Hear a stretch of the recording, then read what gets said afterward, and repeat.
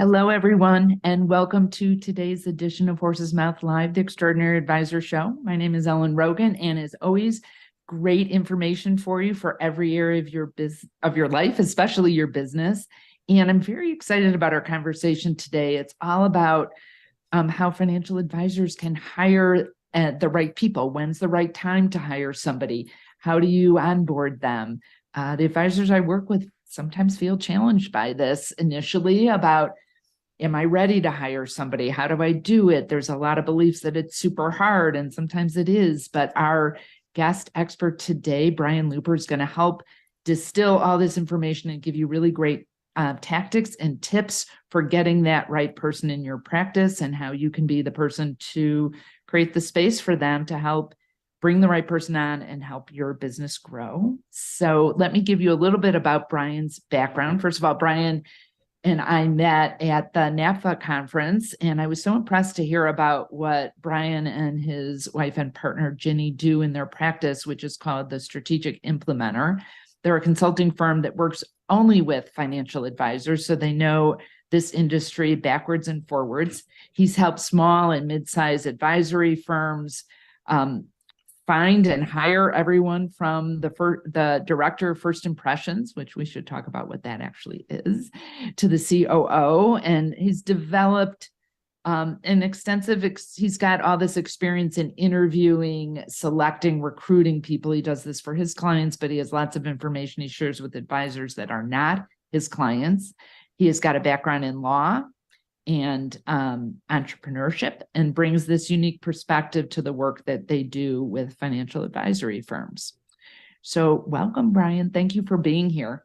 Thanks so much for having me. I'm glad we could get this scheduled, and I'm excited to talk about it. Yeah, me too. And when I met you and Ginny, I was so excited to hear about people that really have experience in this, because I know the advisors that I work with sometimes feel super challenged. Like, I feel like it's the right time, or my person left. How do I find the right next person? So let's just kind of start at the beginning. Let me start with, how do advisors know if they're a small firm and they're hiring their first person? How would they know it's the right time and it's a good investment for them to get somebody in? I think the best way to think about it is, are you using your time in the way that makes the most sense to you? So if you're in the part of your business where you've got to be growing your business and you've got to be focusing on business development a lot, and you're not able to do that because you are mired down on a lot of the details, you've got a lot of administrative work that you've got to handle. That's sort of a prime scenario when it's the time that you need to reach out and actually find somebody else to get help. When you've got things that keep getting pushed down your task list lower and lower, and you just can't really find the time to work on them, those are the first things that you should be delegating to your first staff member. Yeah, I love that. Okay, so let's say someone's decided, okay, I need to hire somebody. Maybe it's not their first person, maybe it is. How can they be more strategic about being the right person in, and how do they even attract these people?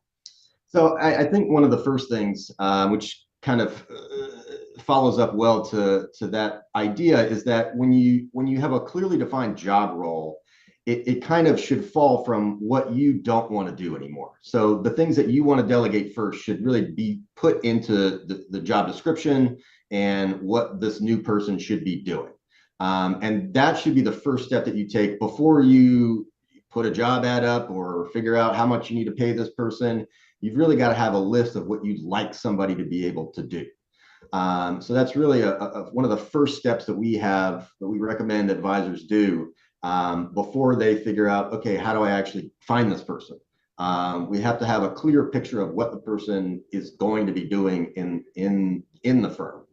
And along with that, I think one important part of it is to be able to describe what your firm is about, why it exists, why, what is your ethos? What are the things that really make you tick? Why did you start your company? Why did you go out on your own to become an advisor and help people with their financial lives, and being able to communicate that well, and then put that into a job description and a job ad is super helpful to attract the right person. Everybody kind of has a different, take on that of why they're helping people with their financial lives. And the better you can articulate that to a potential staff member, new hire, the more it's going to resonate with people. And the final aspect of that is to make sure that you're competitive in the marketplace. And to make sure that you have a compensation package that's competitive with whatever that means for you. As a lot of small businesses and advisors kind of start out and think about, how they're going to hire. There's a lot of things to think about in the compensation package. Not just, what's the salary going to be, or even if it's an hourly position, what that looks like.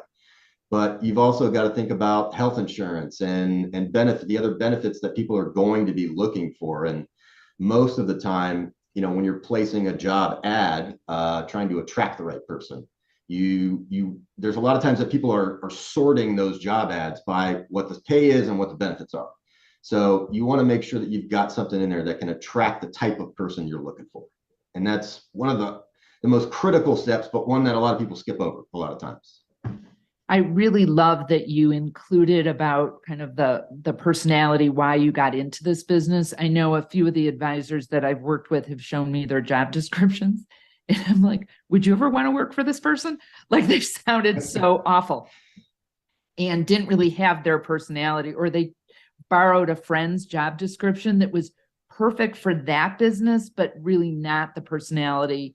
And I think that they probably would have attracted somebody that wasn't as good of a fit. So I think it's beautiful that it actually makes the search process a lot easier. It makes it and can be shortened it significantly if you're communicating your ethos and the values that you have in your business. If you're communicating that in a job ad, that people are going to self-select out of that job ad if it doesn't resonate with them. So you don't even have to worry about those people. And the people that it really does resonate with, those are the people that are going to be like, oh, I need to apply, I need to follow up.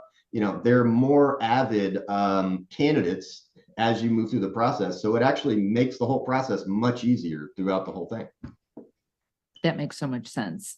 Let's talk a little bit about whether somebody's working with someone virtually or in person, or if it's a hybrid thing. How are you seeing in terms of the appetite for applicants out there? How important is this now that we're moving from really COVID to things opening up? Tell us what you're seeing and how an advisor might want to think about this.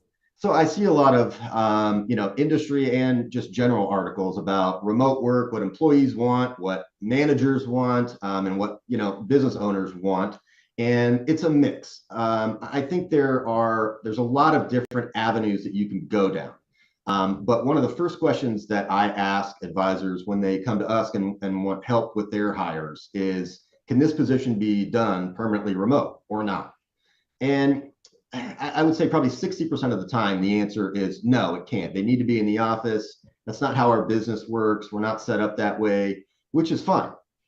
Knowing that it may take a little bit longer, the compensation, depending on the place that their business is in the country, and the compensation may be a little bit higher, but that's one of the first questions I ask, because it can really change how we're looking for someone.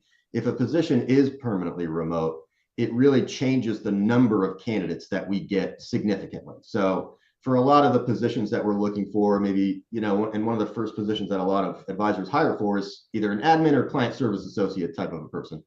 And typically what we see, if it's a pretty well-populated area, mid-sized city, we may see 150 to 250 applicants to that type of a position, assuming we're competitive in the marketplace with the compensation and all that kind of stuff.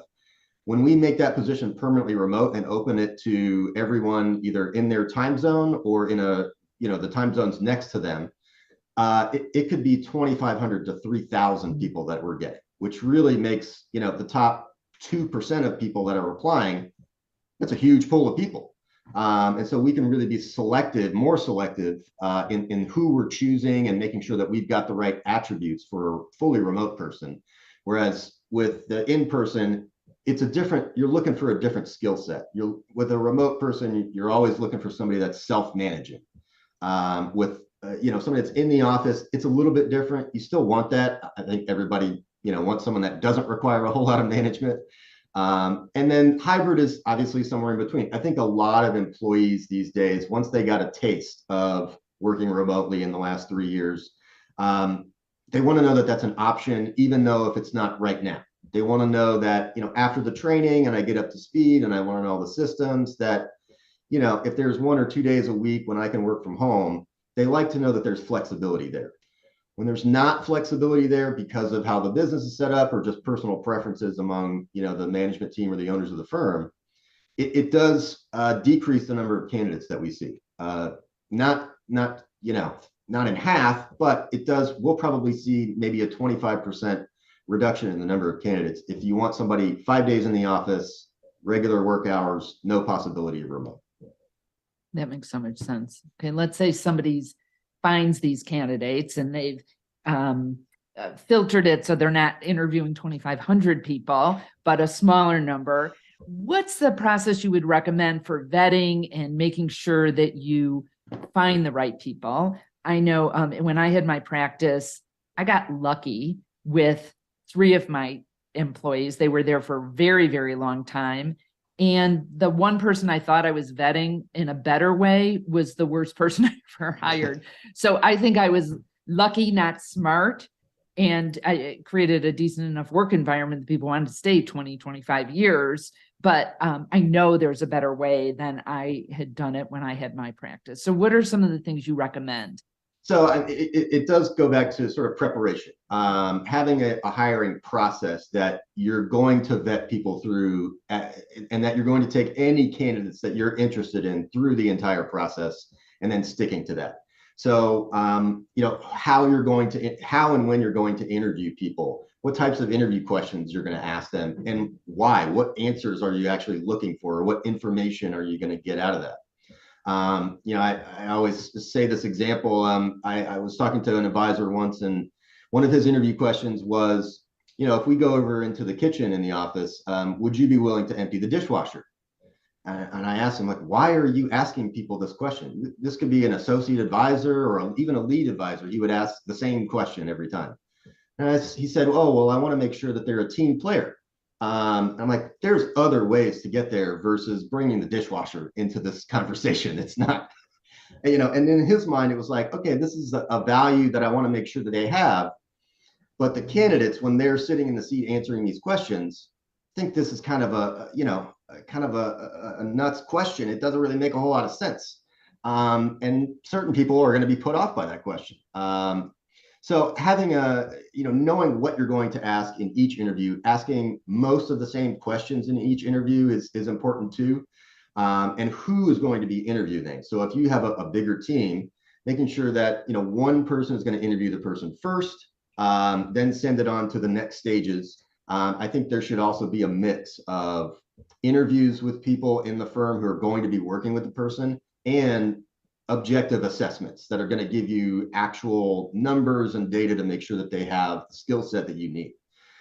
We're big fans of using a detail orientation assessment along the process, because there's not many jobs out there that detail orientation, at least in our business, the detail orientation isn't important. And other assessments, and everybody's kind of got their own flavor. Some people like to use a Colby assessment, which works well. There's several out there that can kind of give you some feedback. And is this person going to work well with your people in this position? And so mixing those two things in a reasonable amount is important. One thing I shy away from is having too many interviews or too many assessments. And I think a good number for both of those, again, depending on the position a little bit, is usually 2 for each, 2 interviews and 2 assessments. And then, we have lost candidates when somebody wants to do a Colby and a detail orientation and a caliper assessment and this and that. And it's like people just drop out on their own because it's too rigorous. And they can, at this point with unemployment rates so low, they can they've already gotten another job by this point, by the time we've gotten them through all the way through our process. And, with larger or sort of mid-sized firms, a lot of times there's a tendency to want everybody that's going to work with this person sort of have FaceTime with them before they're hired or before they're made an offer. And sometimes I hear of, okay, that this person's going to go through 4 or 5 interviews before we get to the offer stage. And again, you're going to lose people. You may find somebody who is really interested in your firm. They may really connect with the ethos that you put out there, either on your website or in the job ad. But more often than not, if you're, sort of chasing down really good candidates, you're going to lose those folks just because it takes too long for them to talk to that many people. But I mean, having that process in place in sort of an intentional way and making sure that you stick to it with every candidate. And I mean that in both the candidates that are sort of borderline. If at some point you rule someone out, you go to the first interview, person is clearly not a fit for your firm. Don't go through the whole process by any means. That's enough to rule them out. They can get ruled out at any stage throughout our hiring process, or it should be through anyone's hiring process. But people that you're on the fence with, you should continue to move them through the process. People that you absolutely love and you're 100% sure you're going to hire this person, those are the people that you really need to make sure you hit all the steps in your hiring process. And we've seen that that's one of the hardest challenges that we have, is when we've got just a rock star that comes in and interviews and everybody loves them. And then they do terrible on an assessment. It's like, we can't move forward with this person. They don't have the skill set, or at least, our assessments tell us that they don't have the skill set. Even though they seem like a perfect cultural fit, they may not be a great hire because they're just going to be frustrating you along the way as soon as they get in the door. Yeah, that makes sense. I'm thinking of the detail assessment I would have failed if someone was, because I'm a macro person, but that's okay. I hired people with good detail. I think it's important with the assessments, especially for whoever is going to be making the decisions, to take those assessments, to make sure, to get a gauge, how would you have done on this assessment? And I think that's important to then say, okay, this is what I am. I'm a whatever, 70%. If somebody else scores an 80, they'd probably be pretty good. They would work well with you, not have too much analysis paralysis because you're probably moving pretty quickly. But at the same time, it's like, if you had just given that assessment without taking it yourself and getting your own score, you might not see as 80 as a great score, and you might really second guess whether or not they would be good in the position. So it's an important part too. That makes sense. I have a question that might not be a fair question to ask you, but so I'll give you a chance to not answer it. Okay. So my question is going to be, do you have a favorite interview question? But if that's not a good question to ask, then the question would be, how do advisors know what are good interview questions to ask? So I'll answer them in reverse. So I think advisors, when you're thinking about what questions that you want to ask, you should think about what information you're trying to gain from that question. My favorite types of interview questions are questions that don't have a right answer. They're preference questions. And I typically ask most of the same questions in every interview that I do. And I've done tens of thousands of interviews in the last 8 or 9 years. And they're always questions that the places that I get the most information from candidates are questions that ask them about either feedback that they've gotten that they disagree with over the years in performance reviews or something like that. Is there something that, you either that was a surprise to you or you disagreed with? I like to ask people, what gets under their skin? Where do they have the least amount of patience? What can bug them? I like to ask people, one question that I get an interesting response from candidates. I ask candidates, considering your previous jobs, is there anything that you don't want to have be part of your next job that you've had in previous jobs that you may want to move away from? And people tend to think about that like, that's a good question. I don't really know. I haven't really thought about that. Because, they're in the interview just thinking, this is my opportunity to sell myself. And I'm asking them, hey, what do you not like? What would you prefer not to do?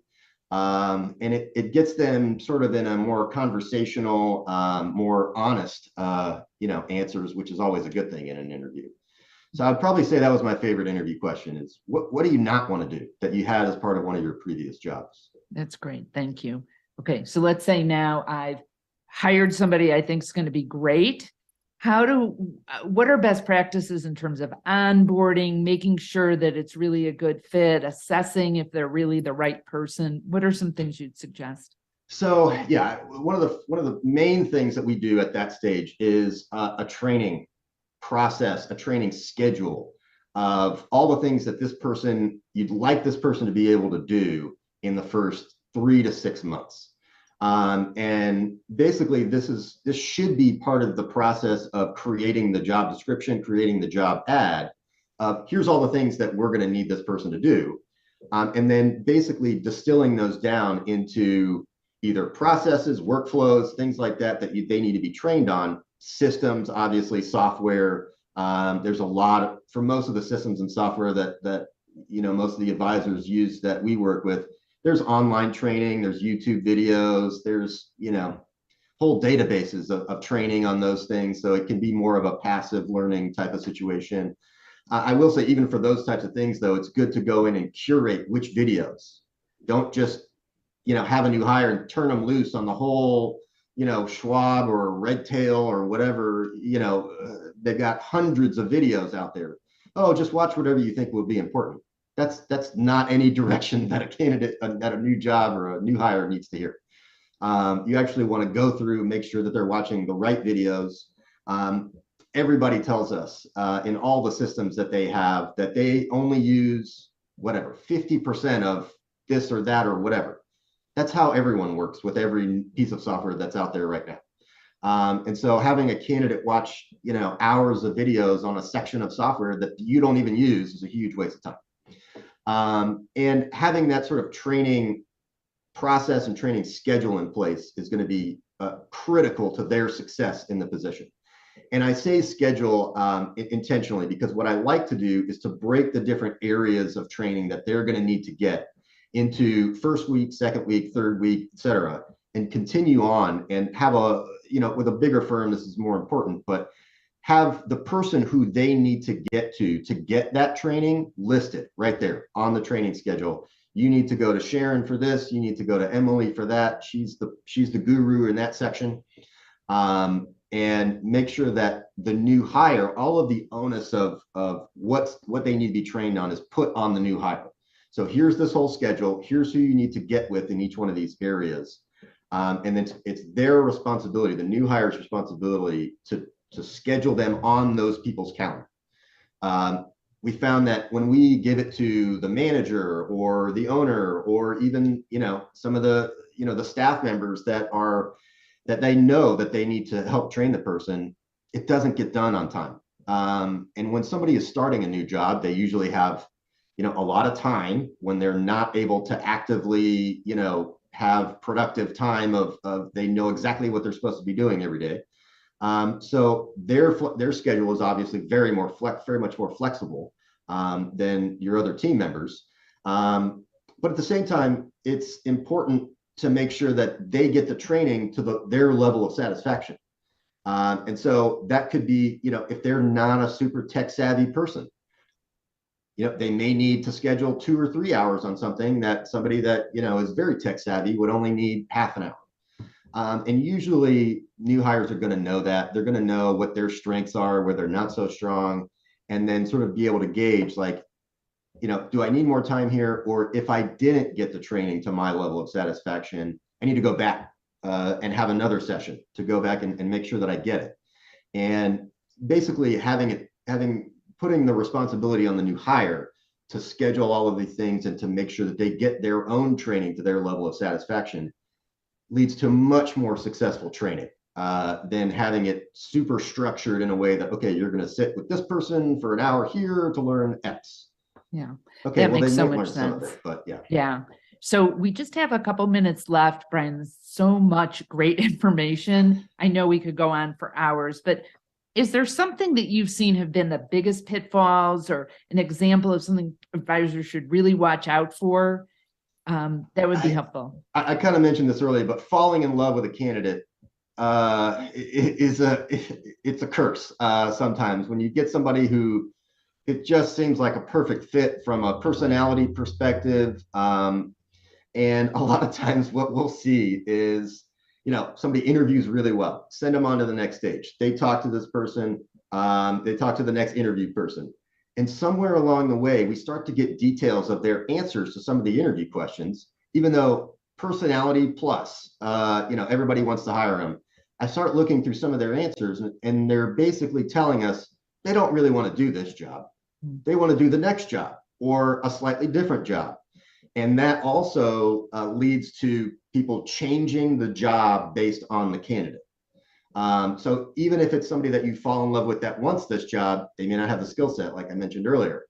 And if you fall in love with somebody who, kind of wants to be in your firm, but actually wants to do something a little bit, tangential to what you want to hire for, and you're like, oh, we'll get them. And then, they'll do some of what we want. And yeah, what they want to do is great too. It never works well. It always ends up crashing and burning. And it just, I see it happen sometimes still, even though I try to talk people out of it. But, stick to what you knew you wanted when you started this process, the description of things that you want this person to do. Somebody comes in and says, I want to go be, if you need a client service person and you've got somebody that wants to be an advisor in 6 months, that may work for your strategy. Probably not if this is one of your first, 5 hires. So make sure you stick to your guns and hire the person that's going to be right for this job, not the next job that they're going to want. Great advice. Thank you. So much great advice, so much tactical information that advisors can use right away. If people, I know you do some of this recruiting work, you also work in much deeper levels with your clients. If people want to learn more about you and your work with the strategic implementer, where should they go? So our website is thestrategicimplementer.com. It's at the bottom of your screen right now. And you can schedule a meeting with my partner and I, Jenny, and she's just full disclosure, she's my wicked stepmother, which is how she describes herself too. So, but we've been working together for about 9 years, and you can schedule a meeting with us to figure out if we might be a good fit for you, right on the first page of our website. So we can help with hiring, and we also do consulting with smaller and mid-sized financial advising firms exclusively. Cool. Great. Thank you. Thank you. Thank you. And thank you for all of you listening and watching. My name again is Ellen Rogin. You can find out more about me at ellenrogin.com. That's ELLENROGIN. And if you go to ellenrogin.com/horse's mouth, you can download my special report, What Extraordinary Advisors Know That Others Don't. So I hope this was helpful for you for your next hire, your first hire, whatever it is for you. And remember to be great and create great every single day.